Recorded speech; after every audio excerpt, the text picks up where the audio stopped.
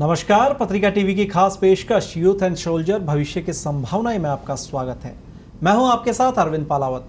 ये खास कार्यक्रम है हमारे देश के नौजवानों के लिए, वे नौजवान जो इंडियन आर्म फोर्सेज यानी भारतीय शस्त्र सेना में जाकर अपना करियर बनाना चाहते हैं। यूथ एंड सोल्जर के पिछले एपिसोड में हमने आपको जानकारी दी थी अग्निपथ योजना में मेडिकल एग्जामिनेशन को लेकर।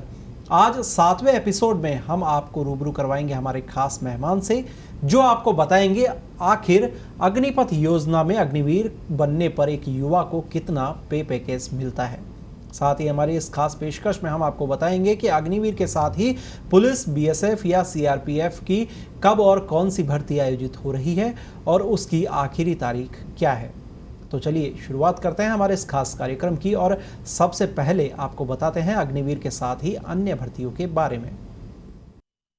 आपको बता दें कि सीआरपीएफ में 12वीं पास के लिए बम्पर भर्तियां इस वक्त हो रही है। अग्निवीर के साथ ही यदि अन्य भर्तियों की हम बात करते हैं तो उसमें सीआरपीएफ में बम्पर भर्तियां हैं। हेड कांस्टेबल और एएसआई स्टेनो के पदों पर यहां पर भर्ती निकली हुई है। यदि कोई भी युवा जो हेड कांस्टेबल और एएसआई स्टेनो में आवेदन करना चाहता है तो वो यहाँ पर आवेदन कर सकता है। बता दें हेड कांस्टेबल के 1315 और एएसआई स्टेनो के 143 पदों पर ये भर्ती होगी। आपको हम बता रहे हैं अग्निवीर के साथ ही अन्य भर्तियों के बारे में। और यदि आप इस भर्ती में आवेदन करना चाहते हैं तो इसकी प्रक्रिया जो है वो 4 जनवरी से शुरू हो चुकी है और इसके बाद ये भर्ती प्रक्रिया 25 जनवरी तक चलेगी, यानी 25 जनवरी इसकी अंतिम तारीख है।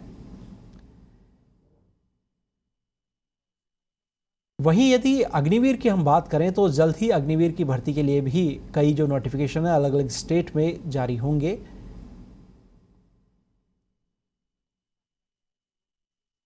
आपको बता दें कि इन भर्तियों के लिए जो युवा हैं वो आवेदन कर सकते हैं और आवेदन की अंतिम तिथि है वो बहुत नज़दीक है। ऐसे में जिन युवाओं ने अब तक आवेदन नहीं किया है तो वे आवेदन कर सकते हैं। इस वक्त सीआरपीएफ में भर्ती निकली हुई है और यदि सीआरपीएफ के बाद में यदि हम अग्निवीर की बात करते हैं तो अग्निवीर में भी जो भर्तियां हैं वो जल्द जारी होंगी। उनके नोटिफिकेशन है वो जल्द यहां पर निकाले जाएंगे और उसके बाद में युवा अलग अलग राज्यों के लिए अग्निवीर भर्ती में शामिल हो सकते हैं। संबंधित राज्य, संबंधित जिले के जो युवा हैं वो यहां पर अग्निवीर भर्ती के लिए, अग्निपथ योजना से जुड़ने के लिए वहां पर अप्लाई कर सकेंगे। तो ये थी कुछ भर्तियों से जुड़ी जानकारियां। ऐसे में यदि हमारे युवा साथियों ने अब तक अप्लाई नहीं किया है तो वे जल्द से जल्द इसके लिए आवेदन कर सकते हैं। तो चलिए अब हम आपको मिलवाते हैं हमारे खास मेहमान से, जो आपको बताएंगे कि किस तरह से आप आर्मी के लिए सिलेक्ट हो सकते हैं। हमारे वो स्पेशल गेस्ट है कर्नल आर.एस. भंडारी। भंडारी साहब आपसे रूबरू हों उससे पहले मैं आपको बता दूं कि कर्नल भंडारी सैनिक स्कूल चित्तौड़गढ़ और राष्ट्रीय रक्षा अकादमी से हैं। 33 साल की आर्टिलरी में विशिष्ट सेवा के बाद साल 2006 में वे रिटायर हुए।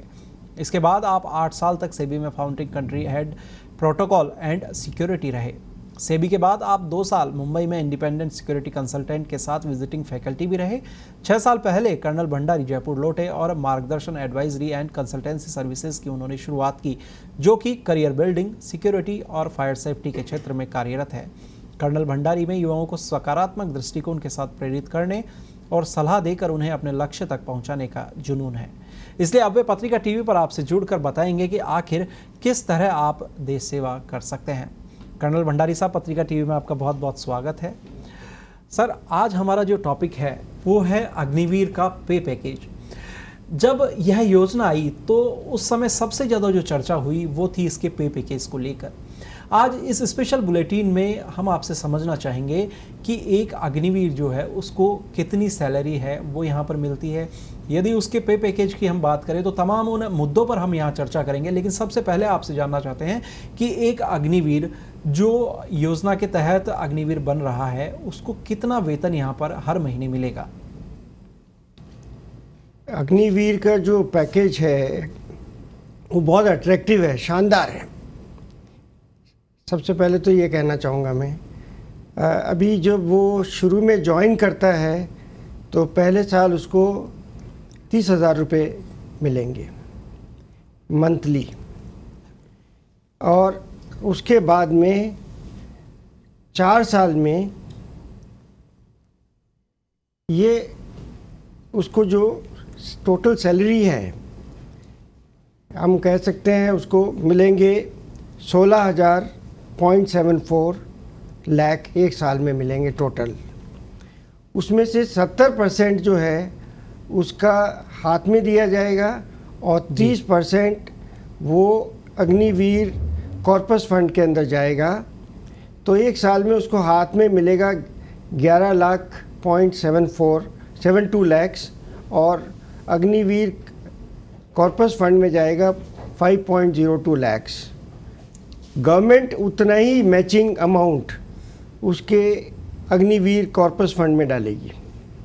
तरह से आपने बताया कि काफ़ी जो हैंडसम जो पैकेज है वो यहाँ अग्निवीर को मिलता है, लेकिन अब यदि हम बात करें कि जो अग्निवीर को जो पैकेज जो यहाँ पर मिलेगा वो रेगुलर काडर के जो जवान होंगे उनके समकक्ष होता है या फिर दोनों में कुछ अंतर यहाँ पर देखा जाता है?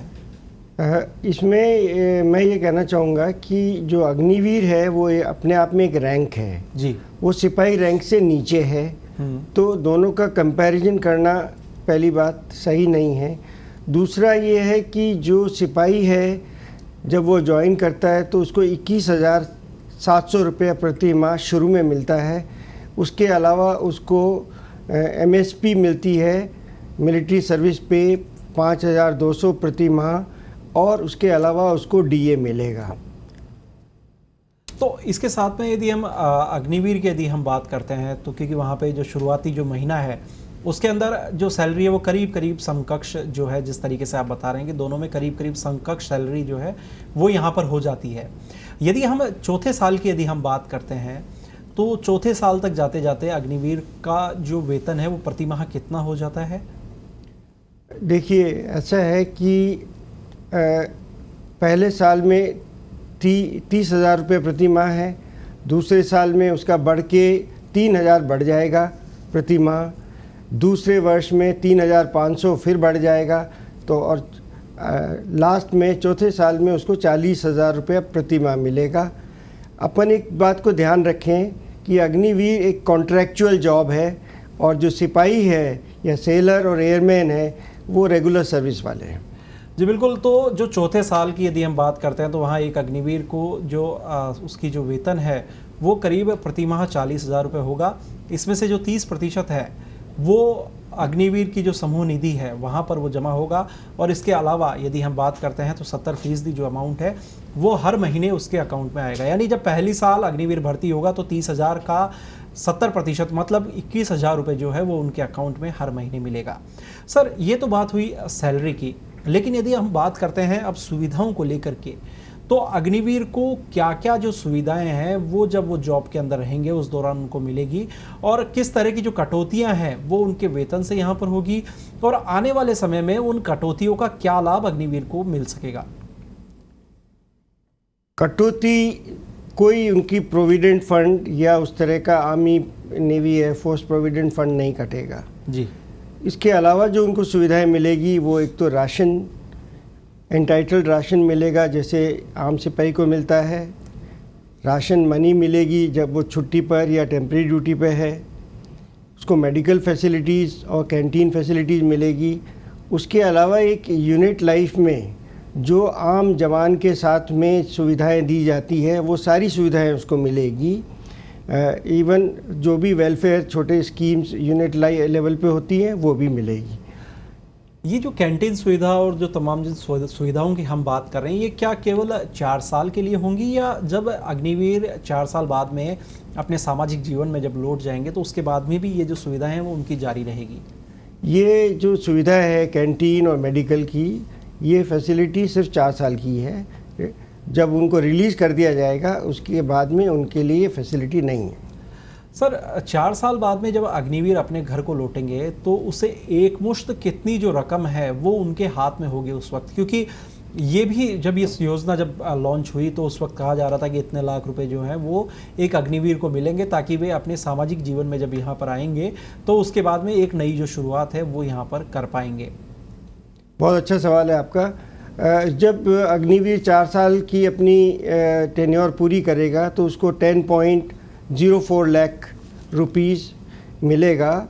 इसके अलावा साथ में इंटरेस्ट जो कि PPF की रेट के ऊपर जो इंटरेस्ट मिलता है वो इंटरेस्ट भी उसको मिलेगा। और ये जो सेवानिधि पैकेज जो उसको मिलेगा वो इनकम टैक्स टोटली फ्री है। और अगर अग्निवीर अपनी खुद की रिक्वेस्ट पे सेना को छोड़ता है, सेना का किसी अंग को छोड़ता है, तो उसको जो उसका कंट्रीब्यूशन है अग्निवीर फंड के अंदर, कॉर्पस फंड के अंदर, उसको उतना ही पैसा वापस मिलेगा, साथ में इंटरेस्ट मिलेगा सरकारी। यानी गवर्नमेंट ऑफ इंडिया का जो इसमें जो कंट्रीब्यूशन होगा वो उसको नहीं मिलेगा, नहीं मिलेगा। और इस सेवानिधि पेमेंट के बारे में जो गवर्नमेंट की पॉलिसी लेटर्स हैं वो उम्मीद है कि जल्दी निकल जाएगा। और गवर्नमेंट इसको होपफुली 2 ऑप्शंस दे सकती है। एक ऑप्शन तो ये हो सकता है कि पूरा पैसा उसको दे दिया जाए, अग्निवीर जो रिलीज़ किया जा रहा है उसको दे दिया जाए। दूसरा ऑप्शन ये हो सकता है कि कुछ अमाउंट उसके हाथ में दे दिया जाएगा, कुछ अमाउंट उसका बैंक गारंटी के रूप में जमा रहेगा ताकि वो लोन ले सके 18 लाख रुपए तक।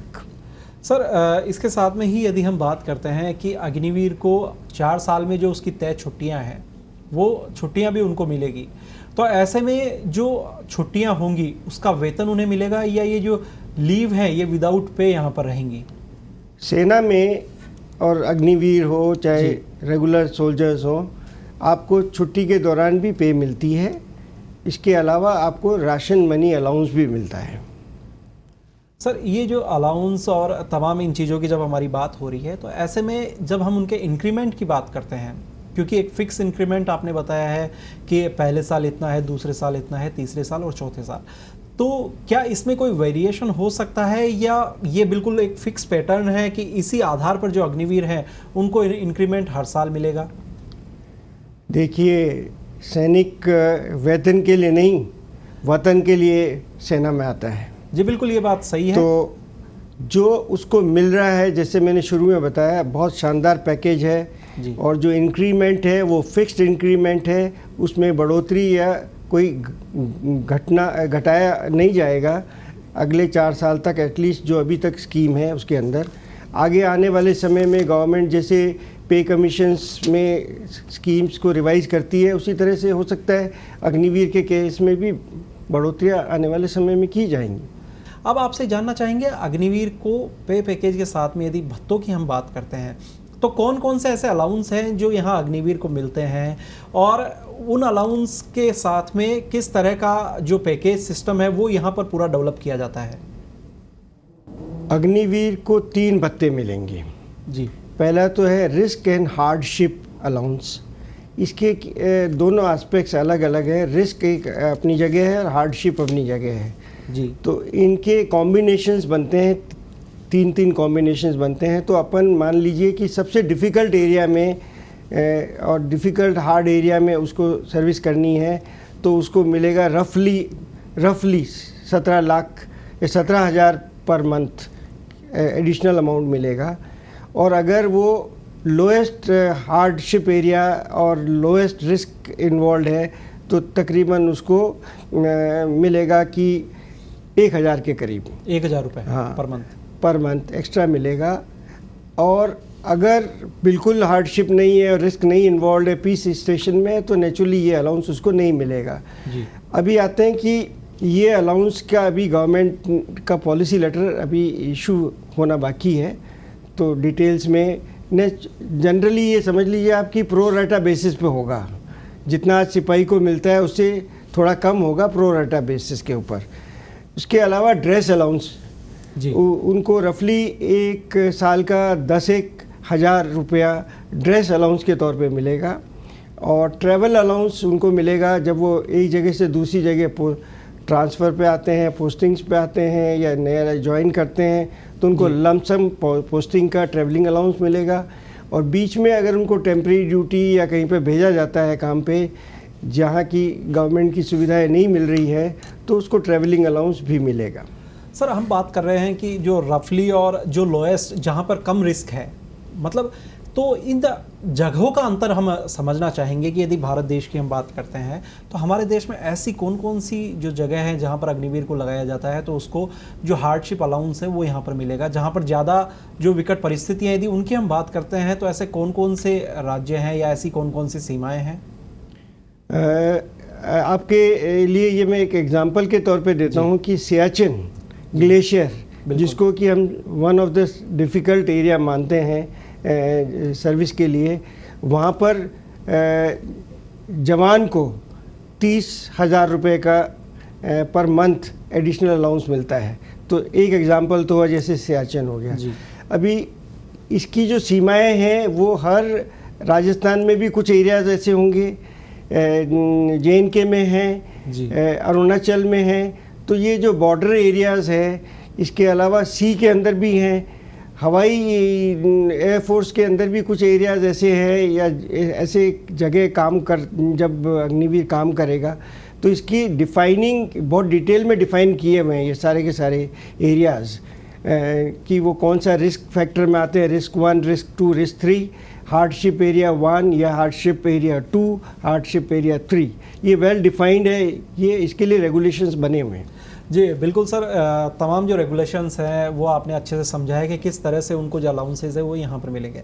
सर अब बेहद एक महत्वपूर्ण चीज़ मैं यहाँ आपसे बात करने जा रहे हैं, और वो बात है क्योंकि जो आर्मी है जब सैनिक सीमा पर होगा तो उस वक्त किसी भी तरह की जो परिस्थिति है वो यहाँ पर बन सकती है, और कई बार जो सर्वोच्च बलिदान है वो भी यहाँ पर जवान का हो जाता है।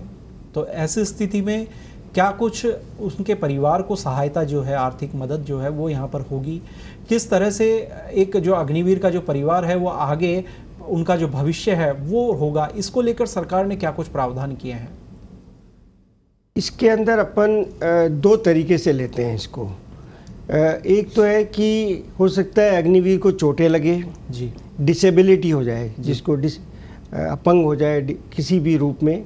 तो अगर वो परमानेंट डिसेबिलिटी हो गई, उसकी परमानेंट लो मेडिकल कैटेगरी अगर अग्निवीर हो गया, और उसकी जो लो मेडिकल कैटेगरी है उसको अगर एट्रीब्यूटेबल किया जाता है मिलिट्री सर्विस को, मतलब कि वो मिलिट्री ड्यूटी करते वक्त हुई है, और तो उसका फिर परसेंटेज वर्कआउट किया जाता है कि ये डिसेबिलिटी उसकी कितनी परसेंट है, 10% है, 50% है, 100% है।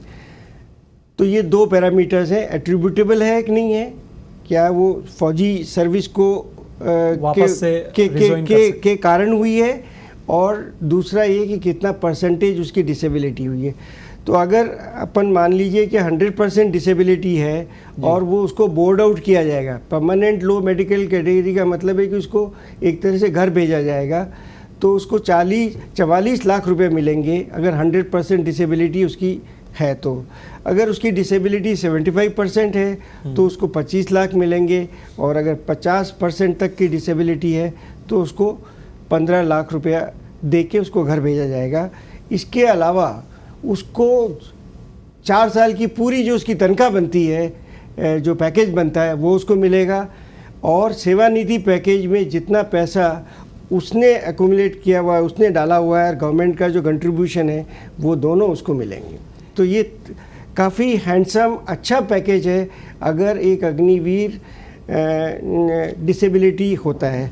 अभी इसमें ये जो परसेंटेज है डिसेबिलिटी का, अगर डिसेबिलिटी 20% से कम है तो उसको 0 माना जाता है डिसेबिलिटी को, और अगर 76% और 100% के बीच में है तो वो डिसेबिलिटी को 100% माना जाता है, और 50 से लेकर 75% को ये हम 75% डिसेबिलिटी मानते हैं सेना के अंदर। सर जिस तरह से हम लगातार बात कर रहे हैं कि काफ़ी कुछ जो उनको हैंडसम पैकेज है वो हर जगह उनको दिया जा रहा है, किस तरह का रुझान जो है वो सर अग्निपथ योजना को लेकर के युवाओं में देखने को मिल रहा है? क्योंकि आप लगातार युवाओं को प्रेरित भी करते रहते हैं, और लंबे समय से इस बुलेटिन के माध्यम से भी आपने जो युवाओं को काफ़ी कुछ समझाया है अग्निवीर और अग्निपथ योजना के बारे में। तो युवाओं का कैसा रुझान जो है वो देश भर में इस योजना को देखने को मिल रहा है? क्योंकि आप रिक्रूटमेंट के जो डायरेक्टर हैं वो आप रह चुके हैं, और लगातार आपका संपर्क जो है वो जुड़ा हुआ है। मैं आपके इस प्रश्न पे आऊँ उससे पहले जो पहला प्रश्न था उसका एक मेन इशू जो अगर कोई अग्निवीर शहीद हो जाता है तो उसको क्या मिलेगा, वो कवर करना मेरा बाकी रह गया था। तो अग्निवीर जो शहीद होता है और उसकी युद्ध के अंदर या ऐसी युद्ध की हालात में या युद्ध की ट्रेनिंग में, तो उसको 48 लाख रुपया इंश्योरेंस मिलेगा, जिसमें कि उसने कुछ नहीं दिया होगा, उसका कंट्रीब्यूशन कुछ नहीं है। तो 48 लाख तो उसको मिलेगा इंश्योरेंस, और उसके अलावा उसको एक्सग्रेशिया, वन टाइम एक्सग्रेशिया मिलेगा 44 लाख, और पे और ये जो सेवानिधि पैकेज है, जैसे मैंने आपको पहले बताया, डिसेबिलिटी के केस में जितना पूरा मिलेगा उतना ही मिलेगा। अभी आता हूँ जो आपने नेक्स्ट सवाल पूछा है। नेक्स्ट सवाल है ये कि ये अग्निवीर कितना पॉपुलर है इन सिंपल टर्म्स। मेरा जो अग्निवीर स्कीम जब जून में अनाउंस हुई, उसके बाद में कई इलाकों में मेरे को अवसर मिला जाने का। राजस्थान में ख़ास तौर से मेवाड़ के एरिया में, यहाँ से बाई रोड में जब ट्रैवल किया तो आने का रास्ता मेरा अलग था, जाने का रास्ता अलग था। तो जहाँ मैं रुक के बातें की, युवाओं से भी की, और अवसर मिला तो मैंने बुज़ुर्गों से भी बात की, उनके पिता या ब्रदर वगैरह से भी हमारी बातें हुई है। तो पे पैकेज को देखा जाए, इसके अलावा जब मैं उत्तराखंड में अभी रह के आया कुछ समय के लिए, 15 दिन के लिए, वहाँ पे भी अवसर मिला बातचीत करने का, यूपी में भी अवसर मिला। तो ओवरऑल ये है कि अग्निवीर का जो पैकेज है वो वाकई में हैंडसम पैकेज है। चाहे वो जीवित रहता है, चाहे वो डिसेबिलिटी होती है या डेथ होती है, तो हर केस में ये एक अट्रैक्शन तो है। अब जो उनके मन में परमानेंट जॉब नहीं है, सिक्योरिटी, जॉब सिक्योरिटी का जो उनके मन में ये बात ज़रूर आती है कि ये परमानेंट जॉब नहीं है। बट अगर अपन इसको देखिए कि एक 17.5 साल का युवक या युवती ये 22 साल की उम्र तक इतना अच्छा पैकेज कमा सकता है, तो ये अनएम्प्लॉयमेंट का जो अपने देश में माहौल बना हुआ है, और पर्टिकुलरली जिनकी एजुकेशन ज़्यादा नहीं है, उनके लिए अग्निवीर एक बहुत ही शानदार योजना है। इसको ऑफ कोर्स अभी वेट करना पड़ेगा 4 साल तक, इसका पूरा एहसास करने के लिए, समझने के लिए कि वाकई में इसकी पॉपुलैरिटी कितनी है। अभी तो क्योंकि पहली भर्ती हुई है अग्निवीरों की, उसमें रियायत भी दी गई थी एज के लिए, तो काफ़ी ज़्यादा अभ्यर्थी आए थे। अगले साल की जो रिक्रूटमेंट ईयर में जो भर्तियां होंगी तो समझ में आएगा कि इसकी पॉपुलैरिटी वाकई में कितनी है। जी बिल्कुल सर, जिस तरह से आप कह रहे हैं काफ़ी ज़्यादा पॉपुलर है अग्निवीर। एक सवाल और है, जो पे पैकेज की हमारी बात हो रही थी, यदि किसी अग्निवीर की जो डेथ का कारण है वो युद्ध ना होकर के कोई और कारण होता है, जब वो जॉब के अंदर होता है, उसी दौरान जॉब के प्लेस पर जहाँ पर यदि कोई इस तरह की कोई घटना हो जाती है कि वहाँ पर उनकी डेथ हो जाती है, तो ऐसी स्थिति में जो पे पैकेज है क्या वो समान रहेगा जब युद्ध के दौरान यदि उसकी मौत होती है या उनकी शहादत होती है? इसमें फ़र्क है। एक्चुअली डेथ को 3 कैटेगरी में डाला गया है, X, Y और Z। तो अपन ने जो अभी डील किया था डेथ का युद्ध के या युद्ध की तरह का समय या युद्ध की तरह ट्रेनिंग में, तो वो Z कैटेगरी में आता है। X कैटेगरी है कि जो नेचुरल कॉजेज़ से डेथ होती है। Y कैटेगरी है जिसमें कि उसकी डेथ मान लीजिए ट्रेनिंग में होती है, एक्सीडेंट में होती है, जो ट्रेनिंग नॉर्मल ट्रेनिंग है। तो ये इनके लिए जो पैकेजेस हैं, Y के लिए तो वो का वही है जैसा मैंने अभी बताया। X के लिए जो पैकेज है वो थोड़ा कम है, उसको अग्निवीर को जो सेवानिधि का उसका पैसा है वो उसको मिलेगा, और इसके अलावा उसको इंटरेस्ट तो मिलेगा ही मिलेगा, और that is all as far as. Sir साथ में हम बात करना चाहेंगे कि जब 4था साल जब अग्निवीर का हो जाएगा और जब वो सर्विस से लौट रहे होंगे, तो उस दौरान उनको किसी तरह का सर्टिफिकेट कोई दिया जाएगा ताकि इन फ्यूचर उनको जो कुछ बेनिफिट्स हैं वो यहाँ पर मिल सकें? इसमें इस सब्जेक्ट पे ये जो सवाल आपने पूछा है, इस पे अपन विस्तृत में आने वाले एपिसोड्स में बात करेंगे। अभी के लिए इतना कहना बहुत होगा कि अग्निवीर जब रिलीज़ होता है, जी रिटायरमेंट वर्ड नहीं यूज़ करेंगे हम, रिलीज़ वर्ड सही शब्द है, तो उसको एक्स सर्विसमैन भी नहीं माना जाएगा। जी ये है अग्निवीर की स्कीम। सर, जाते जाते इस बुलेटिन में जब हम बात करेंगे तो आपसे एक मैसेज युवाओं को जो अग्निवीर बनना चाह रहे हैं, आज उन्होंने जब बुलेटिन देखा है, इस तरह का एक अट्रैक्टिव जो पैकेज है वो यहाँ पर जो गवर्नमेंट की तरफ से दिया जा रहा है, देश सेवा का उन्हें मौका मिल रहा है, तो ऐसे युवाओं को आप क्या मैसेज देना चाहेंगे? मैं अग्निवीर के युवाओं को जो अग्निवीर बनना चाहते हैं या बॉर्डर पे बैठे हैं, फेंस सीटर्स हैं जिनको कहते हैं कि करें ना करें, उनको ये कहना चाहूँगा कि आप ये सैनिक जीवन की जो आपको अपॉर्चुनिटी मिलती है, और अगर आपको दूसरा व्यवसाय नज़र नहीं आता है या आपको जज्बा है फ़ौज में जाने का, तो ये बहुत ही अच्छा तरीका है, क्योंकि अब यही रास्ता है फ़ौजी जीवन जीने का, अगर आप अदर रैंक्स में जाना चाहते हैं। जी बिल्कुल, तो ये थे कर्नल भंडारी साहब, जिन्होंने आज विस्तृत रूप से बताया कि एक अग्निवीर को क्या कुछ पे पैकेज है वो यहाँ पर मिलेगा। साथ ही उन्होंने कहा कि ये एक अनोखा जो रास्ता है वो युवाओं के सामने यहाँ पर खुल करके आ चुका है, और इससे कहीं ना कहीं जो बेरोजगारी की जो समस्या है देश में वो भी यहाँ पर कम होगी। अगले रविवार जब हम उनसे मिलेंगे तो बात करेंगे अग्निवीर की टर्म्स एंड कंडीशंस पर। साथ ही पत्रिका टीवी आपको मौका दे रहा है कर्नल RS भंडारी से सवाल पूछने का। यदि आप सेना भर्ती से जुड़ा कोई भी सवाल पूछना चाहते हैं तो हमें ईमेल करिए arvind.palawat@patrika.in पर। अगले सप्ताह यूथ एंड सोल्जर में आपको मिलेगा उन तमाम सवालों का जवाब भी। तो फिलहाल इस बुलेटिन में इतना ही, मुझे दीजिए इजाज़त, नमस्कार। Thank you.